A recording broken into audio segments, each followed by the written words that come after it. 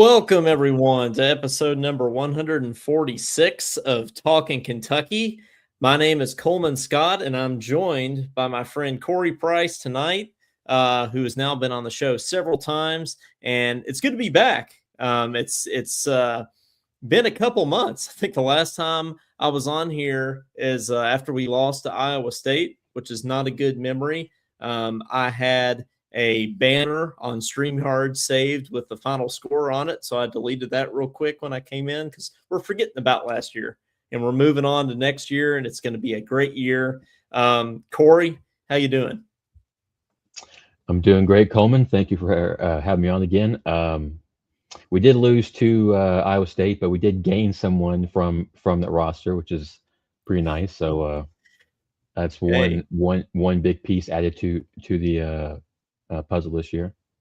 If you can't beat them, so Right. that's worked out well for us in the past. So we're definitely going to get into Milan Mancelovic. Is that how you say it? I think I've got a lot of practice time before the season starts, so hopefully I can. I'm not the best at saying names, so that sounds great to me. Hey, we learned to say Shibwe, so if we can learn to say Shibwe, we can learn to say Mancelovic or whatever it is. So we can do that. But yeah, it's good to be back. It's been a while. Just a couple housekeeping things before we get into the episode and catch up with you guys. It's good to see some folks down in the comments already. So you've probably been wondering why we've been sort of stepped away for a little bit, and part of it is I've been really busy and Caden's been really busy, just with life stuff. Cause unfortunately, we are adults, we all forget that sometimes, but we have to, Sure. we do have to go adult sometimes. But, so long story short, Caden is kind of taking a step back from the show. He'll still probably be on here and there sometimes, but as far as every week to week, he's not going to be on in the same format as he was before. But obviously the show goes on, and I want to continue the show and everything. So I'm going to be on every episode. And I guess Caden will be on in a form every episode because he does the little voice intro for the podcast. So maybe we can keep that, So Caden will make an appearance even if it's not live. But Corey is going to be on a little more regularly, not every single week, but is going to jump on and be on here more regularly, which I'm very excited about because I told you, Corey, you're like the first person I thought of to kind of ask to hop on the show. So nobody knows more history about UK sports than Corey Price. And it's like the first time you came on, it's the alliteration of Corey, Coleman, Caden, the C. Right. You got to keep the C names going in here. So that's good. But so Corey, I'm very excited about that. Thank you for hopping on again. One question: who will have more viewers, our podcast or Trump addressing the nation? Oh, it's easily us. Claude's. Yeah. Claude looks like he's double dipping. He is. Yeah. Right now, and that's okay. It's kind of like who was it that always double dips on KSR? I think it's either Bob John or James Short or Joe. Yeah, John Short. Yeah, that's right. He double dips and listens to the conservative talk radio and Kentucky sports radio. So yeah, so we've got a form of that and Claude Hare tonight. Guys over at College Sportscast, John and Brad are in the comments saying, "Hey, what's up, guys? Coleman and Corey, happy to see you both." I'm going to be doing some post-game shows with those guys during football season this year, and they're actually headed to SEC Media Days next week for football. So that's really awesome. cool. I believe it's the first time that they're going down there. It's in Tampa this year, I believe, which is a little bit of a change up. Isn't it usually in some random town in Alabama? I believe so. Yeah. So, it's rough, you're forced to go to Tampa. I'm sure it's hard. Yeah, that's a rough life, but congrats to those guys. And so they're going to be partnering up with with us as well, and doing some post game stuff. So excited about that as well. But no, yeah, to answer your question, I mean, I think we've got like 7 people on here right now, so I think I mean, Trump should be jealous of those. I agree. So I agree. yeah. But the other night, Corey, I went to my very first. You may have seen on Facebook my very first Tyler I did. Childers concert. And that was a lot of fun. I've always wanted to go see him in person, and it's just really cool to see basically a kid from Kentucky blow up that big. And then, as he's introducing the band, he's like, this is so and so from Prestonburg, Kentucky. And it's like, man, it's just really cool. And then to see kids all the way from probably like high school age all the way up to people in their 70s singing every single lyric, and a lot of them are about Kentucky, Right. which is just it's pretty cool to see. So I really enjoyed it.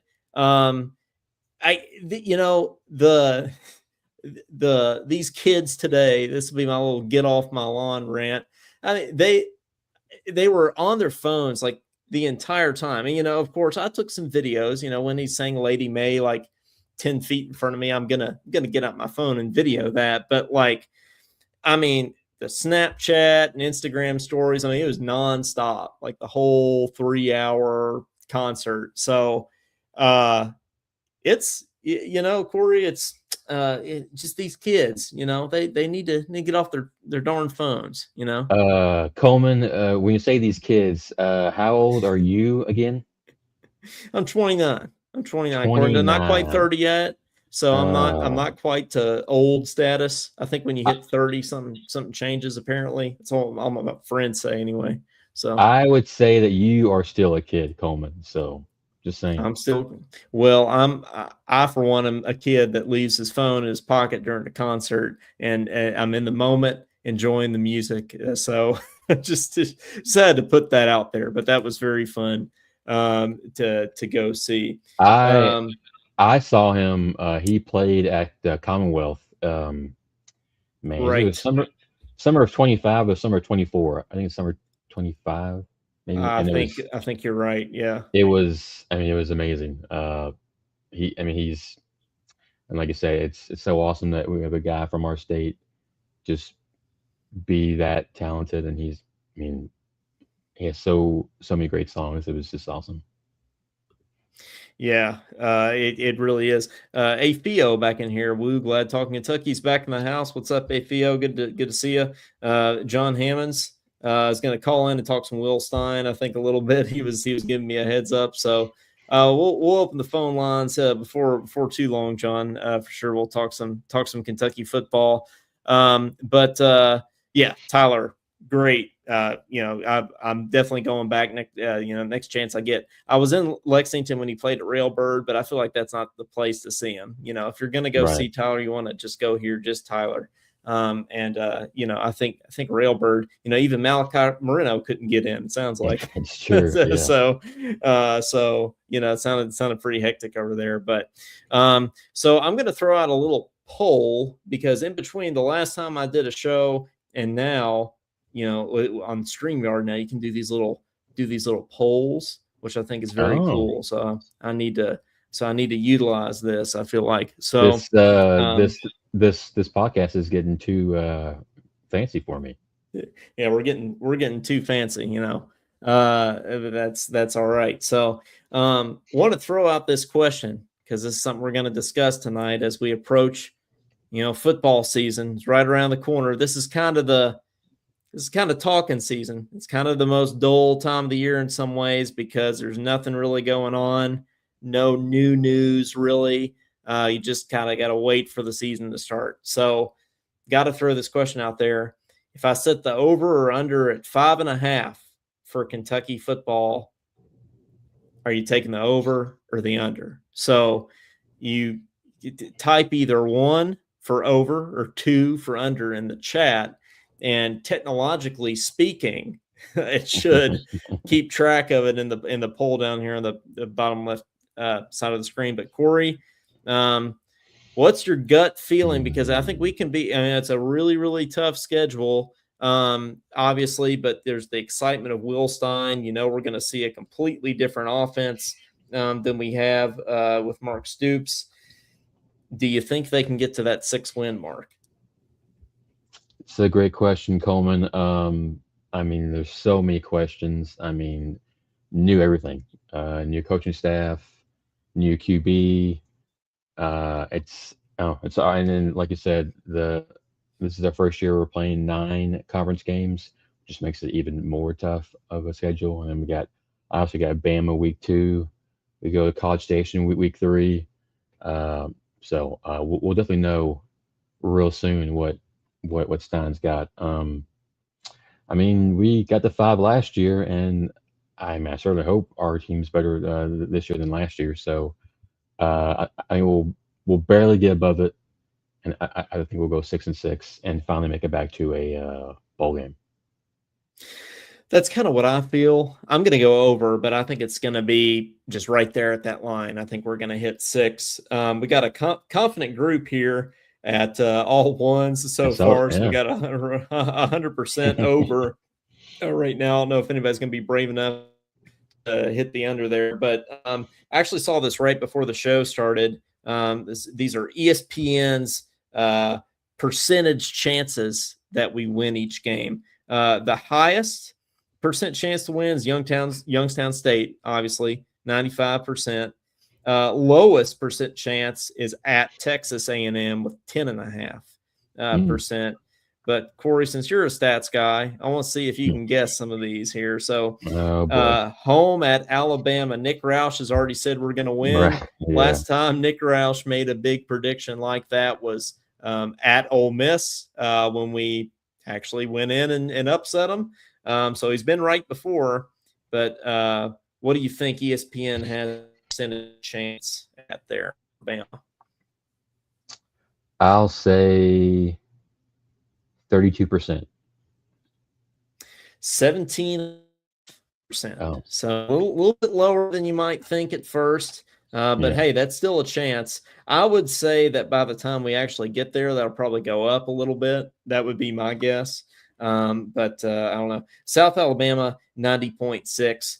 Think we're going to get – I give those 2 games to us. But really, this day and age with Vanderbilt being better and Louisville being good, it's you can't really have any other gimme games than those 2, honestly. So South Carolina, what do you think that's at?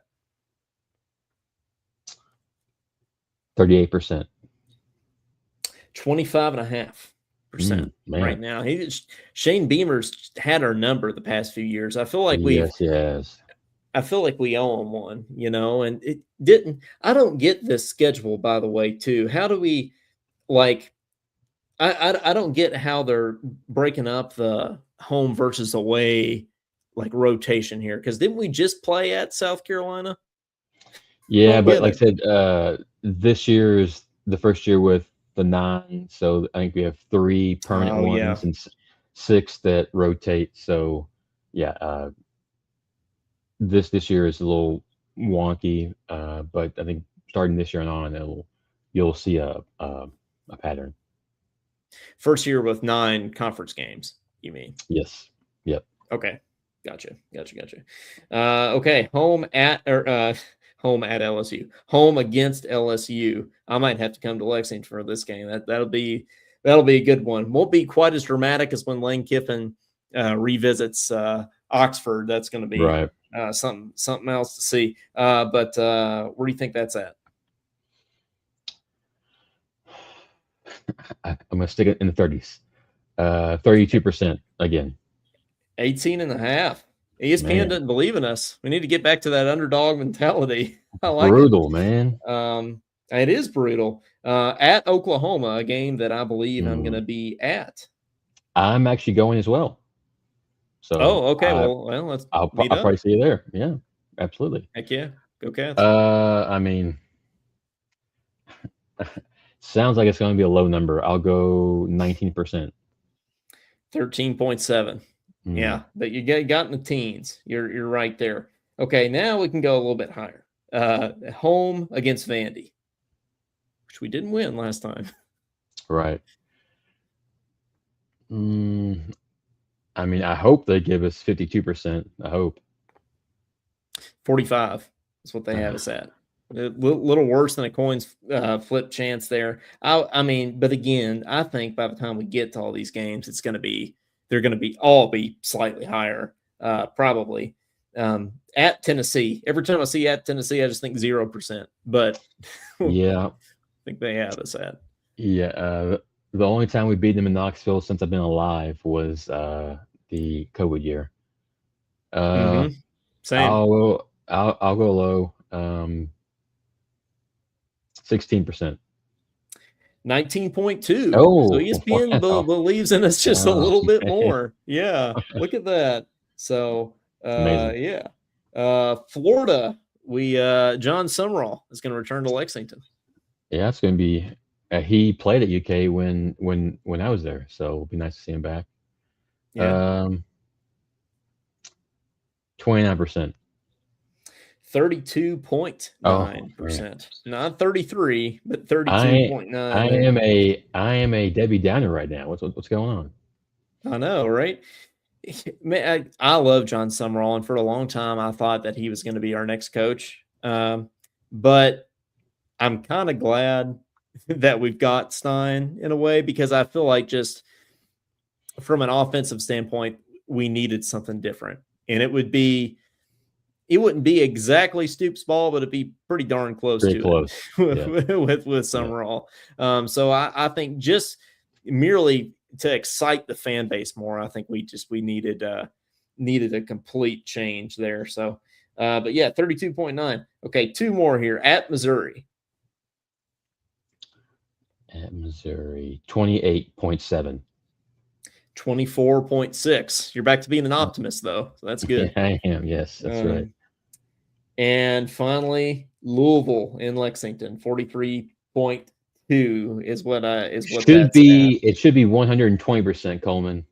Yeah, it should be. It should be, but it's not. So a little Uh, less than a coin's flip chance there. But yeah, 43.2 is what Louisville is at there. So looks like our poll is at 100%, which is what the Louisville Love game it. should be at. So okay, Claude is officially, now that Trump is done, he's officially tuned in to us, and so that's good there. So we got Claude's attention. So yeah, our poll here is at 100%. So everybody believes that we're going to take that over. I think it looks like Vegas set the over under at 4.5.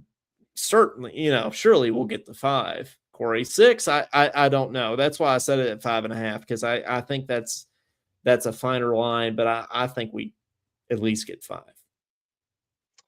I mean, we did have one more non-conference game last year, but I mean, even that team got to 5. So, yeah, I Right. have faith. I have faith in getting 6. So the new college football game just came out. I feel like I buy one video game a year. It's college football. I Yeah, feel like that's justified. Um, since I am in fact still a kid, still love you still love are. video games. Yeah. But so whenever I play that game, I start thinking a lot about uniforms, right? Because you can select the uniforms in the pregame and everything. You can kind of mess around with that, which is one of the coolest parts of the game. They put, especially with like Oregon, right? Right. You want to talk about Will Stein and Oregon having like all those different unique combinations. It's really cool. In basketball, I like to keep things more traditional. Usually, I'm like not as into the crazy uniforms, but football, I am. So I wanted to ask, what is your favorite UK football uniform combo of like recent years? We can talk about the Power K and stuff too, which I've heard rumblings they might bring that back with that throwback game that they're doing Against LSU, yeah. against LSU, yeah, which I'm hoping they bring that Power K back. But like, you know, past 5 years or so, what's kind of your Oh, recent favorite UK football uniform? I'm about past 5. I For some reason when you asked that, I immediately thought of the 2014 South Carolina game. It was the chrome helmets and black Yep. jerseys. I think black pants too. So all black and chrome. I don't know. To me, it just looked great, and it probably helped that that game was awesome. So that probably helped. Yeah, I mean that's where my head goes to. I mean, obviously we've kept the chrome helmets up till present day. It feels like every time we've worn the chrome helmets, it's been like a pivotal game, and that game's kind of like where it all started. That was kind of like a big turning point of Kentucky football, having the black unis and the chrome helmet. I think of Bud Dupree getting that interception in Yep. that game, and Yeah. that's what I think of with those uniforms. So I think of the Citrus Bowl against Penn State. We were wearing those when we Yep. blew out Louisville, when Levis ran all over the city of Louisville. That was great. So yeah, I think the chrome helmets for sure for me. I don't know if I can get behind the black as much. I kind of like the all white with the chrome helmet, like we were wearing it again in the Citrus Bowl or against Louisville. Yep. I don't know, the black. It just feels like, I don't know. It feels like we're Duke or something. Well, It's then you're not gonna like the Florida game this year because Florida we are doing a blackout. So We're doing a blackout. Yeah, yeah, that's okay. I think it's fine to do it against Florida. 2 years ago, I think it was, we did a blackout against Vandy, and I feel like you can't do a blackout against a team that black is one of their primary colors. I don't feel like it works it's as well. true. So, Very true. um, no, blackout it can be fine. I think it's like it's better at like Georgia or like South Carolina when black's already one of their colors. I don't know. It's just it's fine, but it's not my favorite. I like the more traditional things, but yeah, the chrome helmets are good for me. Then I just like the traditional blue top, blue helmet, white pants too, getting the blue white going on. I like Well, that look as well.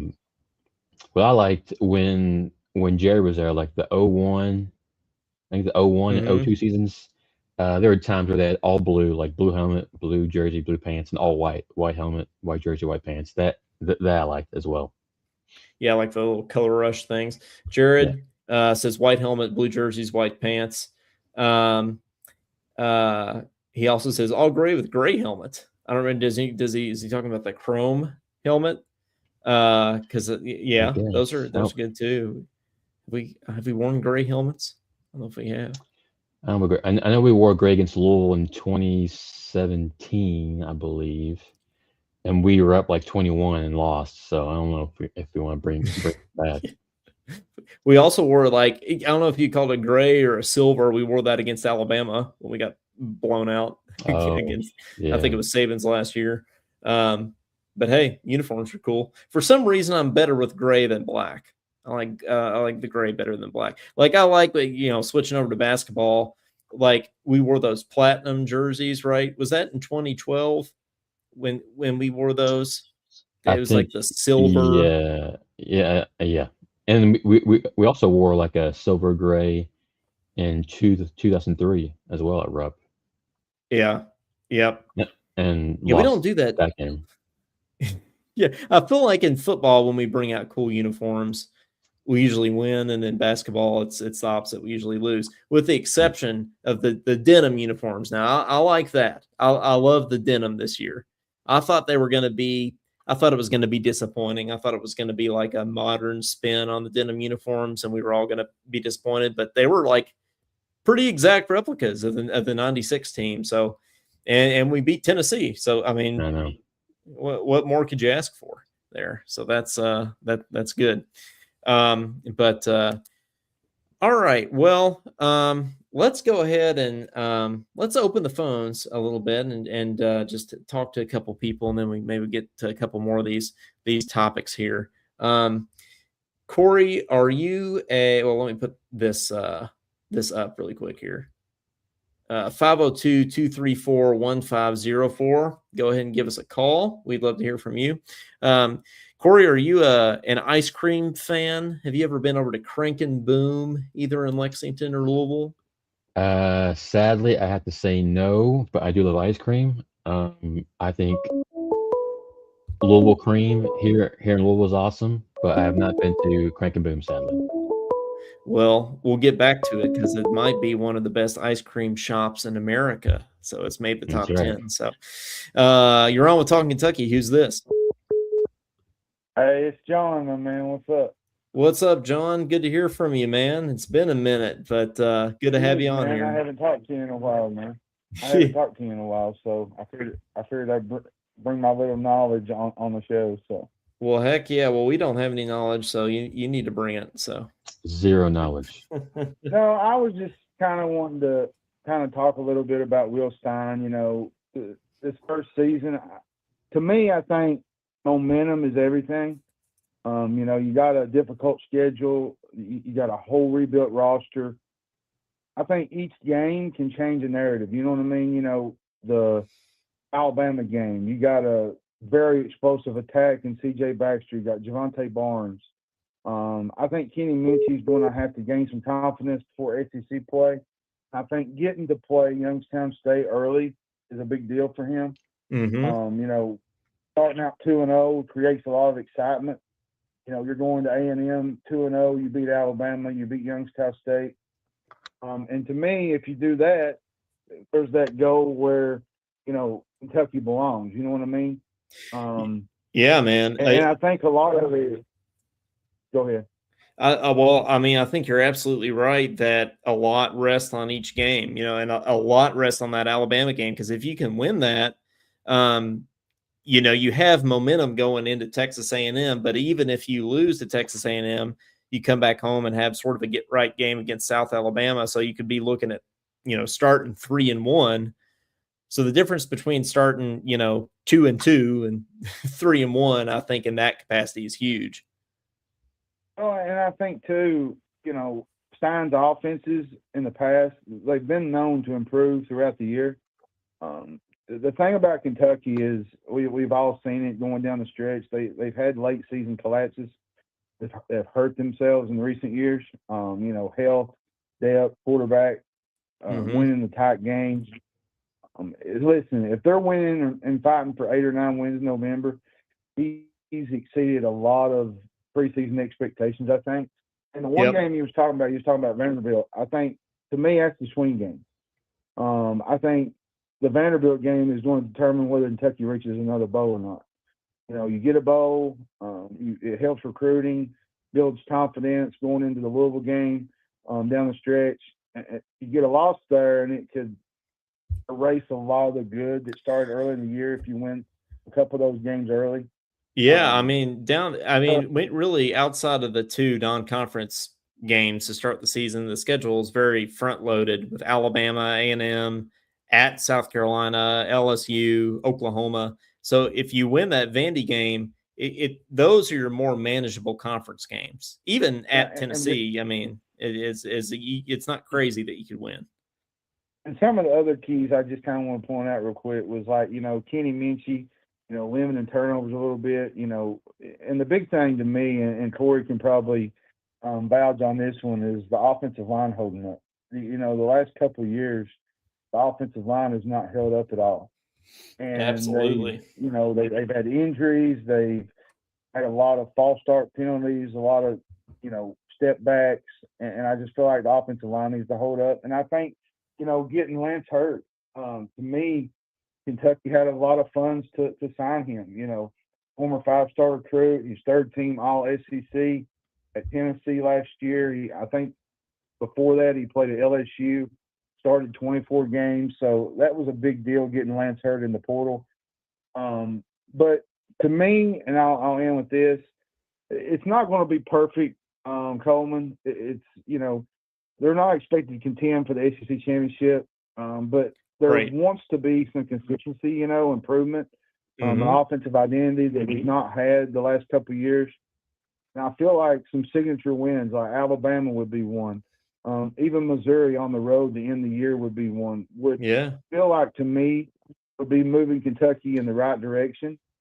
And if he can navigate this tough schedule, year one could be a really good thing for long-term success. And I'm going to tell you what it could do. It can even push it out for the recruiting. Yeah, And you've man. seen it with the recruiting. The recruiting is off the level, off the charts. Me and Brad was actually talking about this the other day. I've not seen the recruiting at this level at Kentucky. You know, people's going to say, well, Stoops had this kind of class and that kind of class. I think it's a little bit different because Stein kind of goes for more skill players, wide receivers, quarterbacks, running backs. Stoops is more of a lunch pail type guy, and there's nothing Yes. wrong with that. I just think Stein is from a blue chip. He brought his, pedigree from Oregon, and he wants to use it from an Oregon standpoint to bring to Kentucky. And I think that's what he's doing, like with some of these things that they have in the training rooms, in the practice fields, all these things that Oregon's using, Georgia's using, Alabama's using. Like he's bringing that mentality to Kentucky, and he wants to build a winner. Somebody said, well, what if he don't want to talk after games, and that's what me and Brad was talking about. Like not having as much access like Stoops had. I said I don't care what he does as long as he wins games.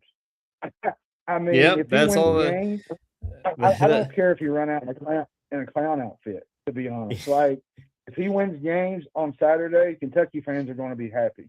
So I just kind of want to get on here and talk to you and Corey a little bit. I'm proud of Corey. Getting to sit by Tom Leach is a legendary thing. Awesome thing. Tom Leach is a really great guy. I met him, I think, last year. Yeah. Really top-notch guy. He talked about so much memories. I was actually sitting at the in the media room. I think it was the Florida game. He was telling me about games that he had called early in his career, Louisville games and whatnot, how many great games he had called. And just to hear him, speak on that and his time at UK and Corey getting to sit by him is a pretty special thing. So me and Brad's doing a great job. Brad's on his way to Tampa right now, SEC Media Days. I'll be with you this fall after the post game shows. I told you I would help you some this fall. Yeah, So yeah, me and man. Brad will be with you some for football. Hopefully Corey can be if he's not too busy with Tom Leach and the statisticians. Because Corey's always boasting up stats. I mean, he's throwing out stats that I don't even know about. Like, Yeah, it's he is. what Always. knowledge Corey has. Like, Corey's a really good guy. So, I thank know. you for taking my call. And y'all have a blessed week. And go Cats. The season's almost here, my man. Thanks, man. Thanks, John. Thanks, Appreciate John. it. Appreciate it. Jinx. Yeah, man. The recruiting that Stein has been able to come in and just like hit the ground running with has been awesome. I think I've been worried a little bit about him maintaining that, Right. but a great year one, even if you go 6-6, but you get some signature wins and just show that you're moving this program in the right direction. I mean, that would be huge. So 502-234-1504 if anybody else wants to call in. But yeah, you got to go to Crank and Boom. Apparently they got 2 locations in Louisville and they're in the running for the best ice cream in America, top 10. So yeah, you got to check it out. But Louisville Cream, is that what you said it is? Louisville Cream. It's in Nulu. It's on Market Street. I mean, that's their main store. They have like their pints sold at all kinds of places across Louisville. But I mean, I think it's great. Honestly, I didn't know that Crank and Boom had places here in Louisville. I thought it was just in Lexington. So I will have to go check it out. Learned it on Kentucky Sports Radio that they had locations in Louisville. So yeah, I thought it was just Lexington too. But 3 total in Kentucky, 1 in Lexington and 2 in Louisville. So how about that? Did you also see that the root beer stand in Corbin is one of the top hot dogs in the country? I did see that. Yes. Yeah. Have you had a hot dog I from the root beer stand? I have not. I don't venture to Corbin a whole lot.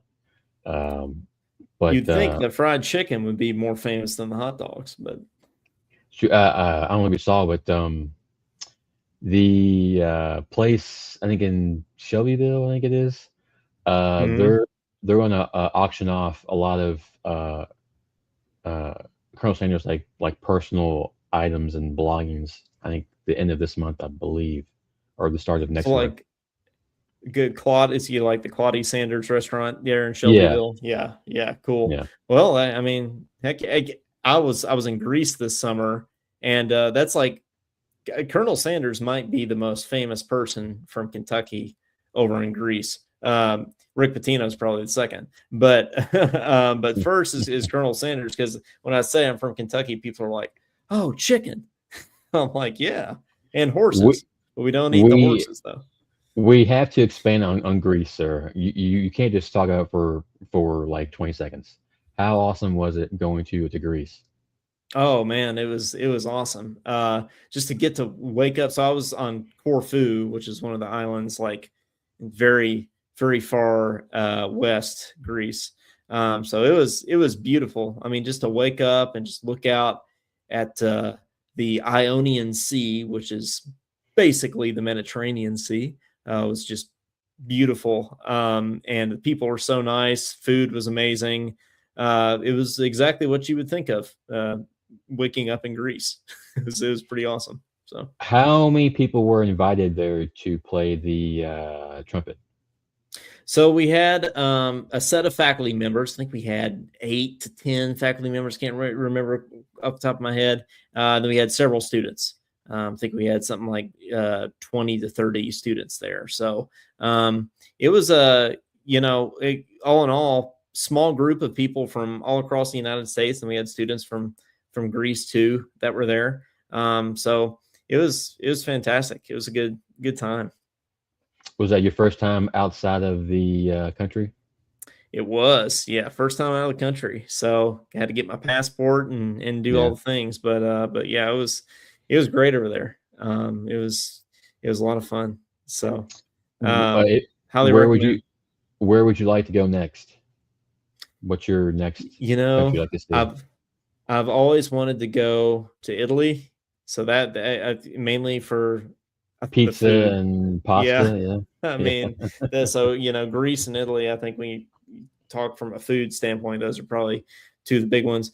But aside from that, just places to see like Austria and Switzerland, I think would be awesome to see.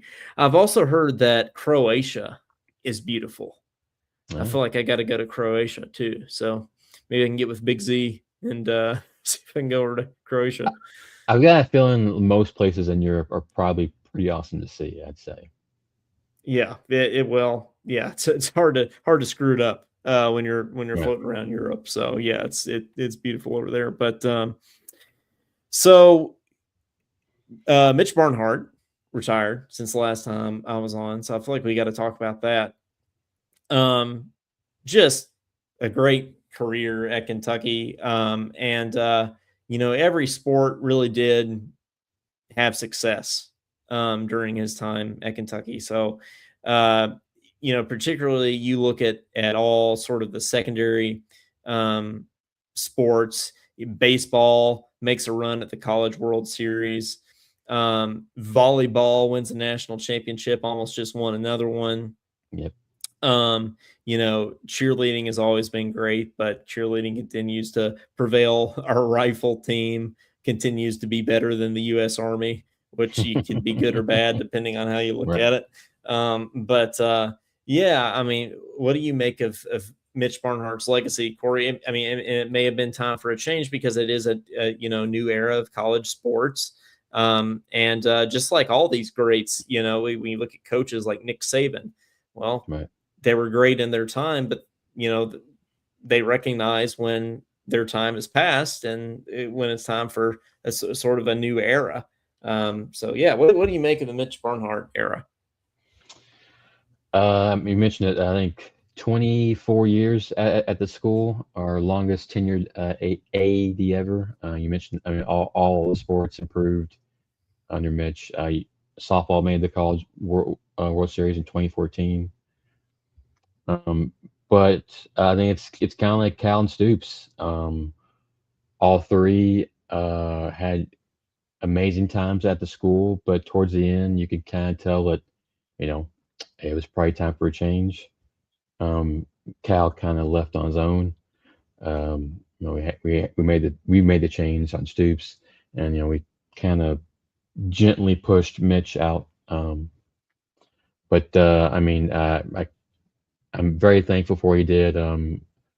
When he got here, I think '02, we had a lot of sports that were struggling, and now we're consistently like a top 30, top 40 team in the Directors Cup. So I'm thankful for what he did.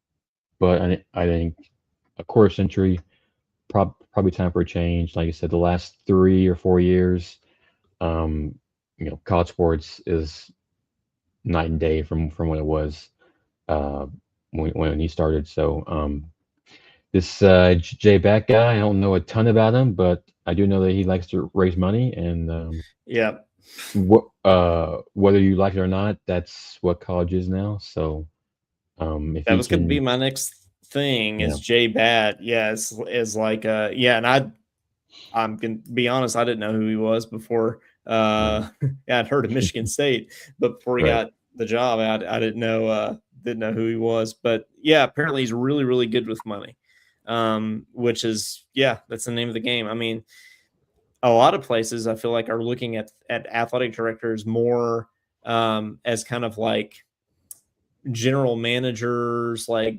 businessmen kind of things, more so than somebody who knows a lot about sports.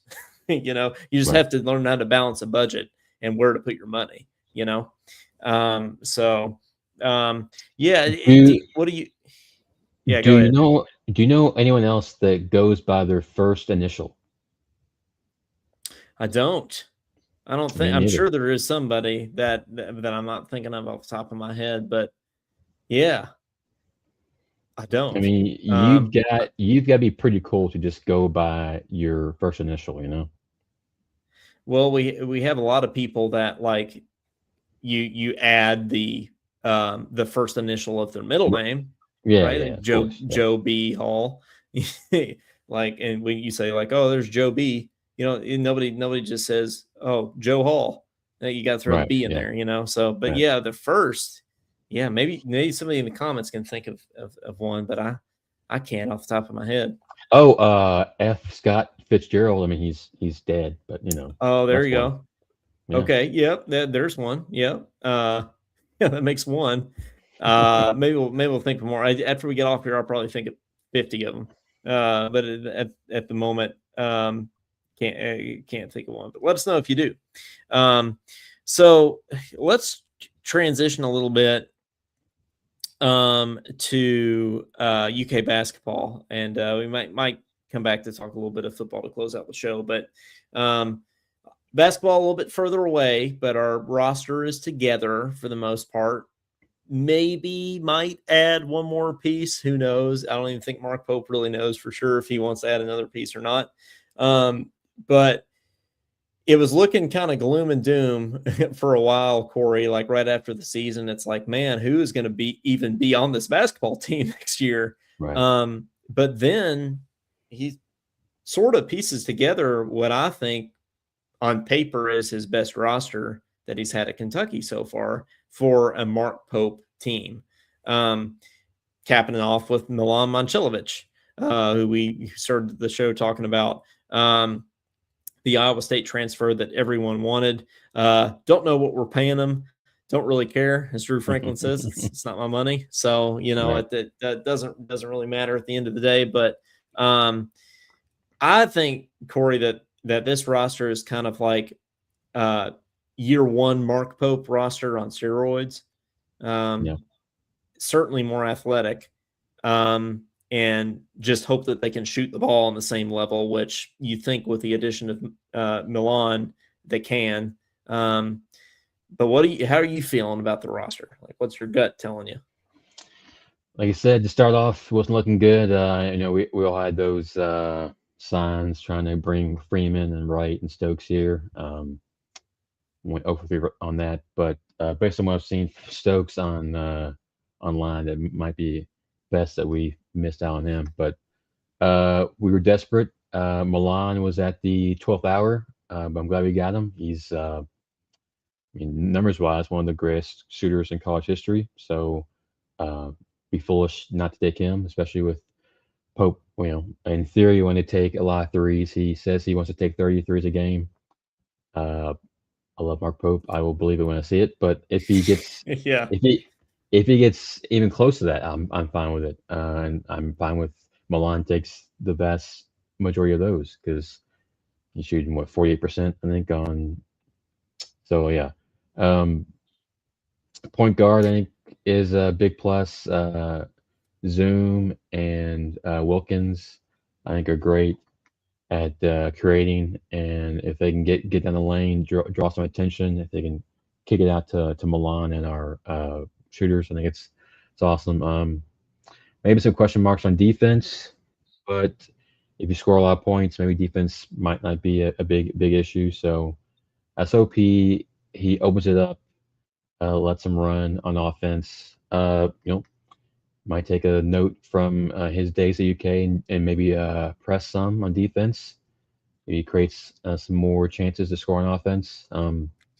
Does the Yeah, defense worry you at all? yeah. Yeah, I mean, Pope said in that KSR interview a few Oh days man, ago that Trent Noah is our best defender, yeah. which, how much stock you put into that, who knows? That may have been him just trying to pump up Trent Noah, who had a tough year last year. It could have been rather than literally Trent is our best defender. I didn't really read it as that. But yeah, does that worry you at all? If what Mark Pope is saying is true, yes. But I think down in the block, we should be fine. I mean, I'm really excited about Malachi. I think he's going to have uh, a great sophomore year. Bringing in a guy from Washington. I can't say his last name. Kepnang or Kepnang or something. I don't know what. Doesn't matter. Anyway, uh, All he's these names. he's strictly like getting rebounds and blocking. He's not really going to be much of a presence on offense, but that's fine because we've got plenty of options on offense. Um, Usman Njai, I think, will be another great fit down there. So it's the perimeter defense I might be a little worried about. I don't know too much about Zoom and Wilkins how they defend, but I know that they can create on offense. So I think if Zoom and Wilkins are great defenders as well as they are on offense, maybe defense might not be as bad as I'm thinking right now. Let's hope not. Yeah, I mean, because we'll have to score a lot of points if so. But even last year, we weren't great defensively. Like even with the athleticism that we brought to the table, it just we weren't as good as we needed to be, which is probably the biggest reason Pope sort of made that philosophy change last year in terms of the type of player he was recruiting. But I think this is truly a Mark Pope team, and I'm excited to see what happens with it. So. Do you think that coming into this year, new athletic director, you think that puts any more pressure on Mark Pope or less pressure? Because, you have to come in and really, as the athletic director, to make a change in the Kentucky basketball program in year one. I feel like that would be a lot. So I don't know. What level do you think how hot do you think his seat is? The first impression is pretty big, pretty important. So I think no doubt Pope's gotta bring it this year. It's his third year. First year was okay. Sweet 16 is nice. It's not great, but it's nice. Last year was definitely not up to our standard. So I mean, this is a year where it's talk the talk, and walk the walk. With all these buyout, because we're paying. Yeah. I mean, we're ended up having to pay close to $5 million for Jay Batt's buyout. Even Yep. so, it's not like we're LSU or anything. I mean, I think they're like buyout U right now, but we're having to pay a lot of money in buyouts. I mean, and Marks isn't ridiculous, but I just wonder if, he gets to the round of 32 and you make it to Friday or Saturday, the SEC tournament, basically have an identical year to year one. Like, does that buy you another year? That puts puts J Bat more so in a very tough spot. Yeah, because obviously basketball is what we're known for. So the better that program is, obviously the better Bat can be at creating funds to come in. So I think second round loss is probably the worst possible scenario. yeah. Because Because it's Sweet kind 16, he's safe, right? of probably so. Yes, I'd say so. Yeah. But yeah, round of 32. Yeah, that's a tough one. But there would be some UK fans that say Final Four or bust this year. Well, I think I've always said it's more like, you have to either, it's kind of like what Matt has said before. You have to do like 2 of 3 things. You have to win the SEC regular season, win the SEC tournament, or make Final Four. You got to like do 2 of those to really for it to be considered a successful year at Kentucky. So, and we've done none of those since 2020. So, right. And it's not getting any easier. So no. yeah, that's something. All eyes are on Mark Pope this year for sure. So I want to do a little last call for calls here. Don't be scared. We get a lot of people on here actually watching. So 502-234-1504. I think somebody tried to call while John was on. So if you want to give us a shout back, feel free. Shaq's daughter is going to play for UK this year. Are we going to see Shaq at a Kentucky basketball game? Of course, I am. Man, Kenya Brooks has done phenomenal. Yeah, he's insane. Yeah, it's great. Keeping Claire Strack is amazing. She should be without question one of the top 2 or 3 centers in the entire country this year. She's phenomenal. Got Georgia's sister to come in. I don't know how much of a role she'll play, but it's kind of nice having her on the squad. Hey, if your last name's Amore, you're probably at least decent at basketball. So 3 McDonald's all Americans in one class, which for us in women's basketball is just outstanding. Last game last year, obviously faced a tough opponent.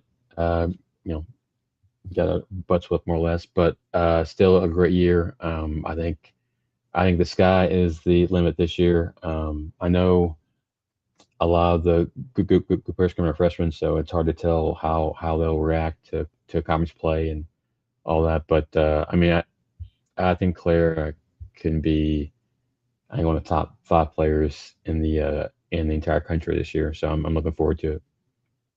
Yeah, I am too. We're headed toward being right up there with LSU and South Carolina with the way that Kenny is recruiting, and it's cool to go toe to toe with those teams. So I've said this before on here. I enjoyed watching the women's Final Four last year more than I enjoyed watching the men's. There's really just a lot of competitiveness and a lot of talent happening in women's college basketball right now. So, couple things to close out the show. I've just been, it is talking season, and there's nothing to do really except try to get excited for the season right now. So I thought, why not talk about our favorite UK football game and favorite UK basketball game that you've been to ever. Maybe we can start with football. You've been to a lot more than me. For me, football, it's easy. It was at Ole Miss just a couple years ago when we upset them in Oxford. That was really, really cool to be there. Easily my favorite UK football game I've been in attendance for. But I've also been to some other good ones. I've been to when we beat Spurrier for the first time when he was at South Carolina, stormed the field. That was a great one. I think of the Lamar fumble game. I was there. Yep. So I've been to some good ones, but there's something about that Ole Miss one was special. But what is it for you, Corey? Football, I'll give one of each. Home game, there's no debate. 2007 against LSU, we beat them. They're ranked number one. I was a Man. senior at UK. I rushed the field. I mean, just that night was incredible. True road game in Gainesville in 2018 when we broke the streak. They had won, I believe, 32 in a row against us, I believe, up until that point. And to end in the game on a fumble for a touchdown, I mean, that's a night I'll never forget. Bowl game, probably the Citrus Bowl after the 2018 season against Penn State. Our first 10-win season of my lifetime. Benny Snell breaks the school's all-time rushing yards record in the third quarter. So those are You were my there. top You went three. to that Yep, Citrus Bowl. I Man, did. that's Yes. crazy. I haven't been to a bowl game that we've won. I've actually the only bowl game I've been to is when we lost to Georgia Tech in the Gator Bowl. Okay. That Yep. was not a fun one to get to be at. But yeah, you've got all the answers here. But yeah, I remember exactly where I was in that 07 LSU game. Yep. Was watching that in my grandparents' basement. We were very excited. Triple overtime. Man, that was an all-timer for sure. To be at that one, that had to be insane. So Yep. that's great. LSU went on to win the championship that year, right? That's right. Sure did. Okay, favorite UK basketball game you've been to? For me, I was at Rick's last game in Rupp Arena when he was at Louisville, when he flipped us off on his way out. Oh wow. So that was that one made me sweat a little bit at the end. I think Louisville had it at the end there with a chance to win. So the fact we pulled that one out against Patino, that was when the sort of the Cal Patino rivalry was still at its peak. So that was a really, Rupp Arena sort of has a reputation of as being like an AARP convention sometimes in the lower arena. It's like, people don't get up and cheer, unless it's a really, really big game like that. And Rupp Arena was just different that day. That was as rowdy as I've ever seen it. So that was something else. Honestly, I haven't been to a lot of big basketball wins. Almost all the big wins in basketball I've watched on TV. Sadly, I've never been to a true SEC road game in men's basketball, and I've only been to the conference tournament the last 2 years. So, honestly, my biggest one might be at Louisville, the 2014-2015 season. We were both top 5. It was a slug. It was slugfest. It wasn't pretty. Not a lot of points scored, but we won. That's probably my biggest one. Yeah, I remember that one. That's a good one. So you've never been to a true road game? You said not in men's basketball. I know it's crazy. Men's basketball.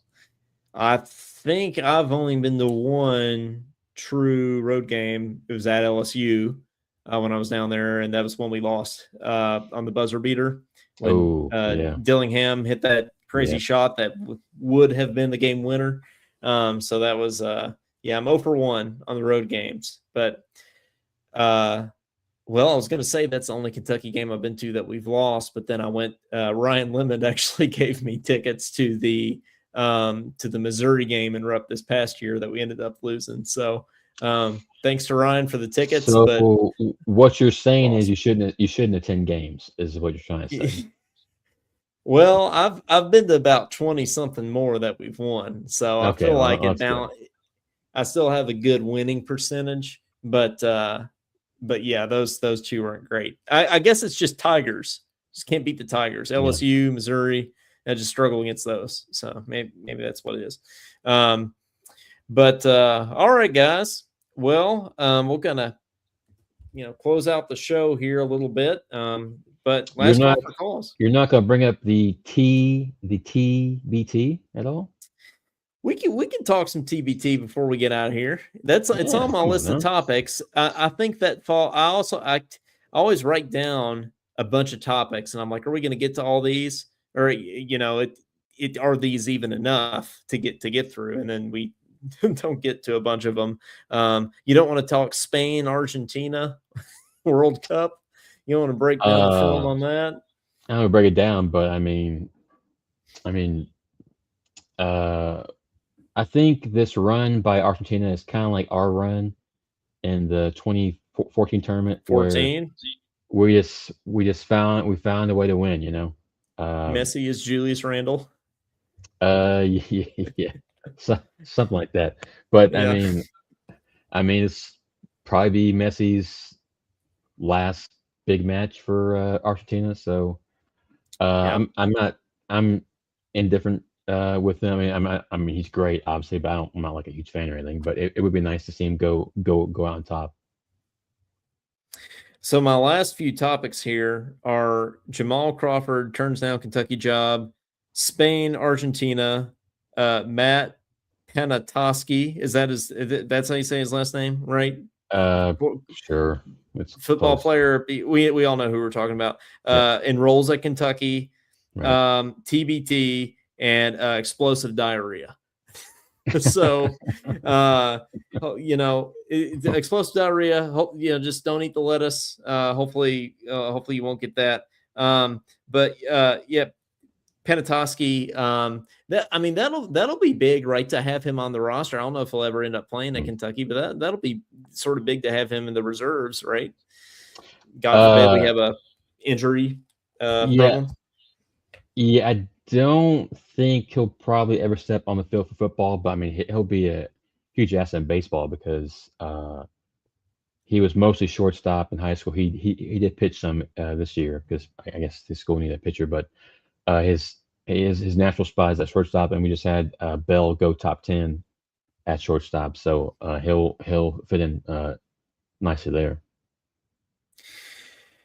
Yeah, it's better that he's coming to school and coming to Kentucky than going somewhere else for college or going to the pros right away. So I'm glad he's going to be a Cat for at least a little bit. We get to claim him. I know Stoops was recruiting him for some time. The TBT sort of the roster is different than how we thought it was going to look. Right, we thought we were going to have Kirk Risa and Reed Travis, and they're not playing for different reasons. But what's the roster even look like right now? I mean, it looked like we weren't even going to have enough for a team there for a little bit. So the last time we played the Louisville team, which is in 2024, which I was there, and it was crazy. I mean, I heard it was like a real Kentucky Louisville game. Yeah, for a game in July against ex players. I mean, it was just nuts. But was Pitino there flipping people off? I don't think so. But there's two guys from the team from 2024 on this year's team, Willie and Andrew. That's it. The rest are new. We've only got 10 guys, and Archie can't play on Saturday, so we have 9 guys total on Saturday. And almost half of them are guys that didn't even play here. We got 6 guys from UK, 4 guys that didn't play UK. So it's definitely a different feel from the last 2 years. Just the last Cantor was huge the last couple of years. Don't have him back. Nate was awesome in 2024. Obviously, Nate was great. Yeah, he was. Eric Bledsoe was amazing too. He's not back, so obviously a little worried. Very thin at the 5. At the 12th hour, we brought in Marcus Lee, so I'm glad we did that. Because so we had Marcus Lee. I didn't realize that. Lee. Yeah, we did. Met him in Qdoba one time. Oh, okay. his game against Michigan in 2014 was just crazy out. But I'm glad we added him because if we didn't, Willie would have to play a ton of minutes, and Willie himself said he's done playing after this. So not so we'll see. I mean, obviously, I want to be Louisville for sure, but no I matter am what. Yeah. yeah, I'm a little worried, but I will be there for all of the games. I'm hoping it doesn't go 3, but I'll be there for the first 2 at least for sure. It's a whiteout, right? First one. On Saturday, yes, whiteout. All right. Well, wear your white, and yeah, let's L's down. Yeah, doesn't matter if you're playing with current players or former players or whatever. L's down always. So L's down forever. That's right, Coleman. That's right. That's exactly right. But well, how often do you see L's down in Kansas by any chance? In Kansas, not often. In fact, I don't think I've seen it once. Speaking of TBT though, I think Kansas and Kansas State are playing. Wichita State has them too. So three of the 8 alumni teams are from one state. That's right, and I think Kansas and Kansas State are playing on Washburn's campus. I'm pretty sure. Really? So maybe I'll have to head over there and watch. That's a big deal for your school. It is, yeah. We're a basketball school though. We were, really? I think, yeah, we only lost 1 game this past year. So are you D2, D3? Yeah, we're D2. D2. Okay. So yeah, made the D2 Final Four over in Evansville, Indiana, a couple years ago. Last year we had an early exit, but we were still good. So brand new arena, and hopefully we'll make a run again this year. When do you get back to teaching? Not for about another month. So I got another month to just kind of sit around and.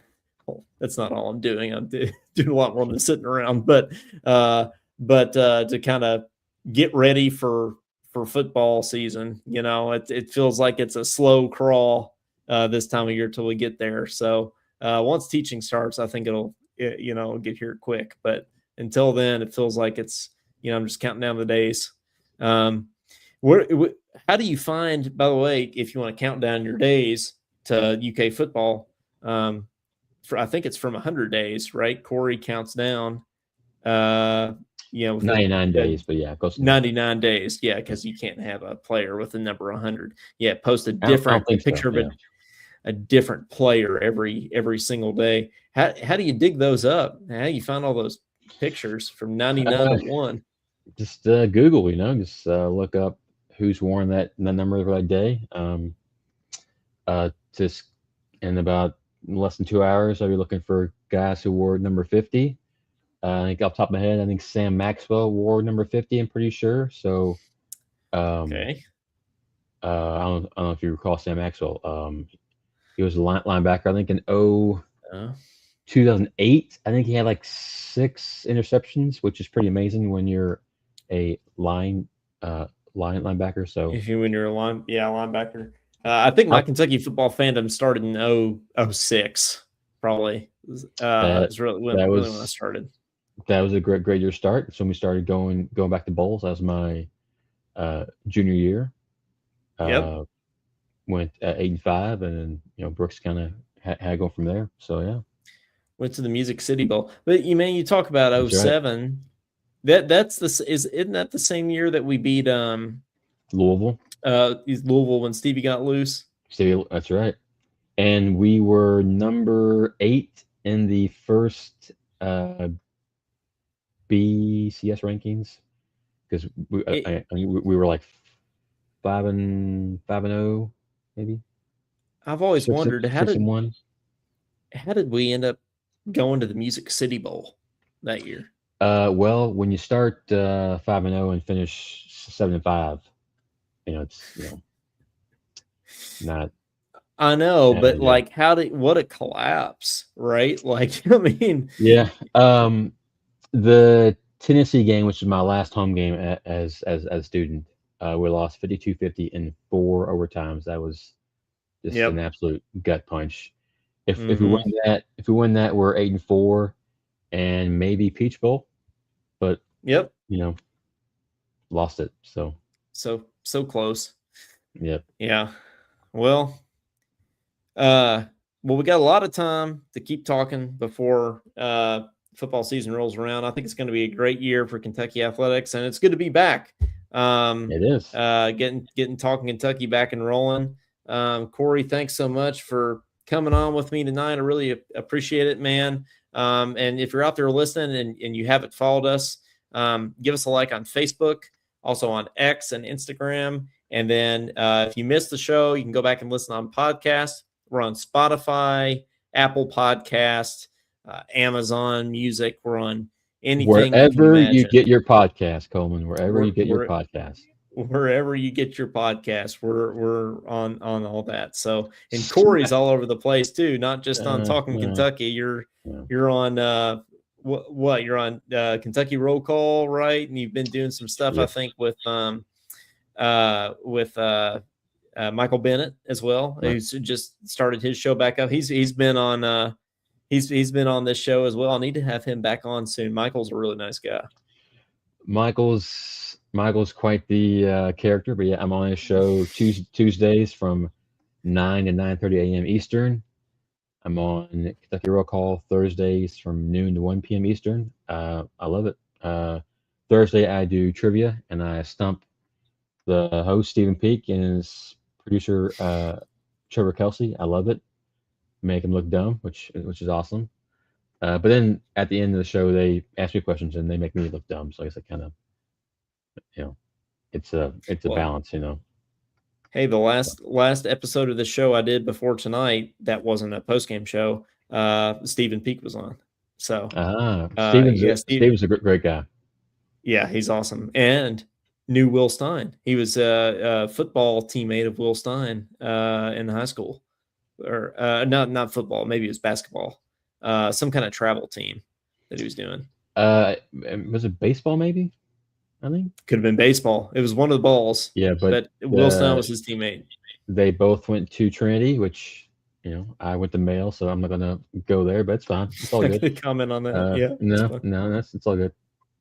And the Louisville high school sport rivalries are real. I mean, you stick with your team over there. Oh it's something else. So, Jamie says baseball. Okay, look at that. I thought it was baseball. Yeah. Well, in any case, yeah. Can you imagine being baseball teammates with the future head coach of Kentucky high school? Who would have known? No, I mean it's pretty crazy. How did Peak let him go to Louisville? Well, I mean, Brooks didn't offer him. So didn't offer him. Yeah. Well, that's if you're not offered and you feel like you're better than just being I guess he technically did start as a walk on at Louisville, but I'm sure he thought himself as better as a walk on. But obviously he got a chance at Louisville. I started a few games, I think his junior or senior year, I think. So but I would have rather walked on at Kentucky than give me a scholarship to Louisville. I know. But he's wearing the blue and white now, and he grew up a huge Cats fan. So to me, that's all that matters. Have you had the sissy cakes yet? Since you're local, I have. I've had a few times. I've had vanilla and orange juice. They're great. They recently came out with blueberry. I haven't tried that yet. So I think next I'll try the blueberry. So was that a pre or post Will Stein endeavor? Did you know about them? No, it was post. It was post. I had no idea that it even was a thing until it was brought up. But it's not far from where I work, so I might maybe on my lunch break I might try and get some here soon. There you go. Just stop on by. I've heard the orange juice cakes are the ones to get. So oh yeah, to do that. They're good. Well, Corey, thanks for coming on, man. We gotta name the show as per tradition here. Oh, man. I'll let you do the honor since you're the guest. Put all the pressure on me, huh? Yep, that's right. That's what you get.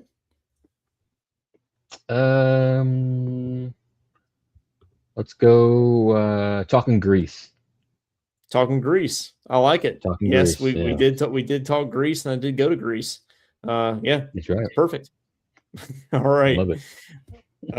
Well, Corey, I'll see you back on here again soon. And Yes, sir. yeah, we won't go as long between shows this next time. That we can promise you all that. But thank you, folks, very much for Coleman Scott, for Corey Price. This has been episode number 146 of Talking Kentucky, and we'll see you guys next time. Go Cats.